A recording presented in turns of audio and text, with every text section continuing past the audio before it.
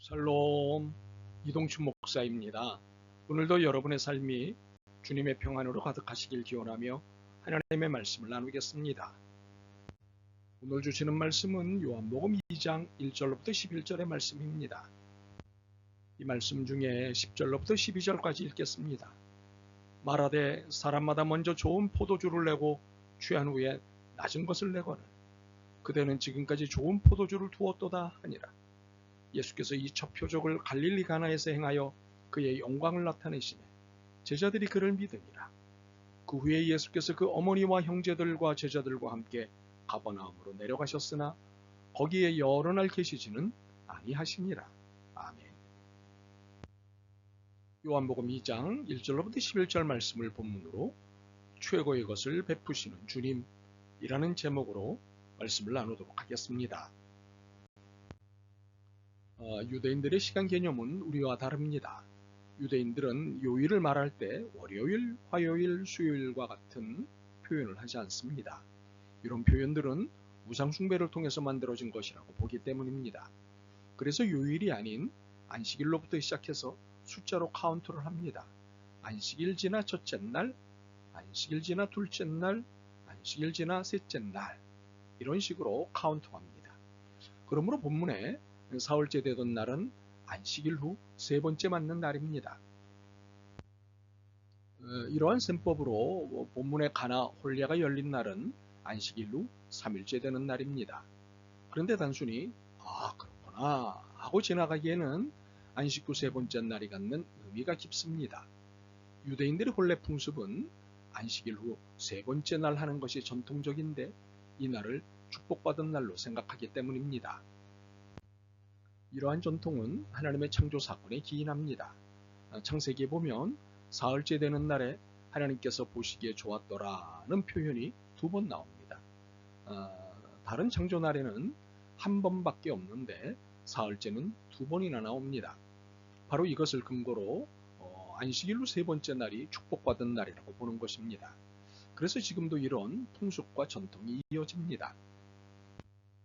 그러므로 예수님께서 가나 혼례가 시작되고 난 3일 뒤에 방문하셨다는 것보다는 혼례 당일날 가신 것으로 보는 것이 상식적입니다. 나사렛에서 머무시던 예수님께서 제자들과 13km가 떨어진 가나에서 열리는 혼례에 참여하신 것입니다. 동행한 제자들은 빌립과 요한이거나 이들이 포함된 것으로 보입니다. 그런데 본문이 시간과 장소를 이처럼 구체적으로 명시하고 있는 이유가 무엇일까요? 이유는 그리스도의 표적이 비유나 상징과 같은 문화적 또는 문학적 요소가 아니라 역사적 사건이라는 것을 확실히 하기 위해서입니다.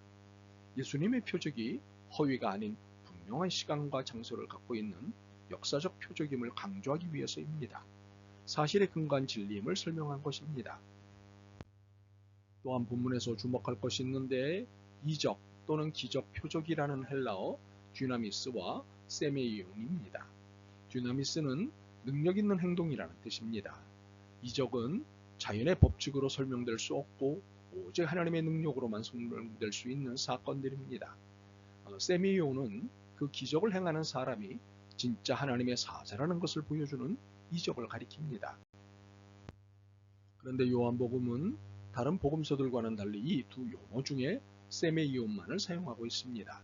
이유가 있습니다. 가나 혼례는 요한복음에 등장하는 7표적 중 첫 번째 표적입니다. 이에 사용한 헬라어가 세메이온입니다. 이것의 의도는 이 표적의 주인공은 순종한 하인도 도움을 요청한 어머니 마리아도 아닌 예수 그리스도라는 사실을 드러내고 싶었던 것입니다. 더 나아가 피 흘려 이 세상을 구원하시는 메시아의 영광을 드러내는 데 있었던 것입니다. 이렇게 요한복음의 의도가 예수님의 그리스도를 밝히 드러내는 데 있었다면 본문을 읽는 태도 또한 이러한 관점으로 읽어야 합니다. 이러한 관점으로 읽으면 예수님이 어머니에게 내던진 말투의 문제가 이해될 수 있습니다. 폐류나 혹은 싸가지 없는 녀석들이나 내놓는 말투가 아님을 이해할 수 있습니다. 2절로부터 4절을 봅니다. 예수와 그 제자들도 혼례의 청함을 받았더니 포도주가 떨어진지라.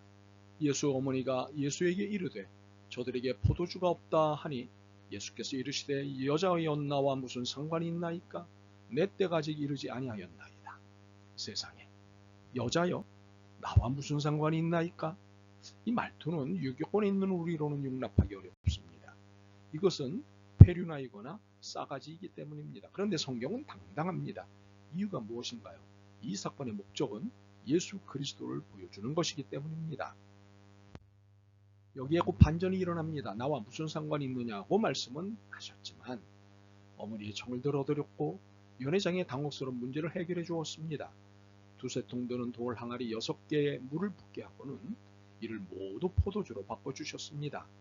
연구자들에 의하면 돌 항아리는 80에서 120리터의 물이 들어갈 수 있는 항아리였답니다. 6개의 항아리였으니 대략 150명 정도가 충분히 마실 수 있는 양이었답니다. 엄청난 일입니다.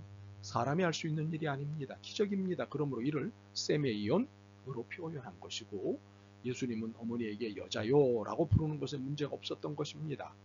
예수님과 마리아의 대화는 신과 인간의 대화였던 것입니다. 페류나의 태도가 아니었습니다. 그런데 사실 이 부탁은 시기적으로 어머니 마리아가 잘못한 일이었습니다. 내 때가 아직 이르지 아니하였나이다. 예수님은 아직 자신의 신성을 공개적으로 드러낼 때가 되지 않았다고 하셨습니다. 그런데도 어머니는 오절을 말한 것입니다. 그의 어머니가 하인들에게 이르되 너희에게 무슨 말씀을 하시든지 그대로 하라 하니라. 예수님은 이러한 어머니를 보며 무슨 생각을 하셨을까요? 7절, 8절을 보면 자신의 입장보다 어머니가 민망하지 않도록 배려하셨습니다. 그러니 예수님은 페류나가 아니라 신으로도 사람으로도 다 충실하셨다는 것입니다. 완전한 분이십니다. 우리는 그리스도이신 예수님께서 내주신 포도주가 얼마나 대단한 포도주였던가를 알아야 합니다. 9절과 10절입니다. 연회장 물로 된 포도주를 맛보고도 어디서 났는지 알지 못하되 물돈 하인들은 알더라. 연회장이 신랑을 불러 말하되 사람마다 먼저 좋은 포도주를 내고 취한 후에 낮은 것을 내거늘 그대는 지금까지 좋은 포도주를 두었도다 하니라. 주님은 최고의 포도주를 주셨습니다. 기왕 베푸시는 은혜 최고의 것으로 제공하셨습니다. 보통이 아닌 최고로 말입니다. 참으로 우리에게 베푸시는 은혜가 이렇습니다. 최고만이 아닌 최고 중에 최고를 베푸십니다. 주님의 표적은 그 누구도 다룰 수 없는 최고 중에 최고입니다. 이렇게 최고 중에 최고이신 주님은 우리에게 최고 중에 최고를 베푸시는 분이십니다.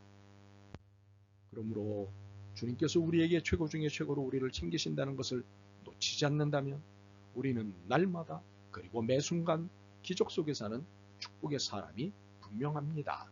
아멘.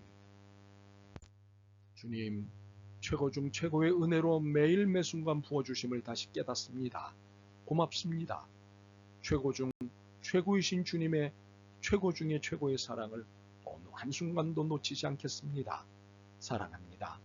예수 그리스도의 이름으로 기도드립니다. 아멘. 오늘도 여러분의 믿음과 삶을 응원합니다. 사랑합니다.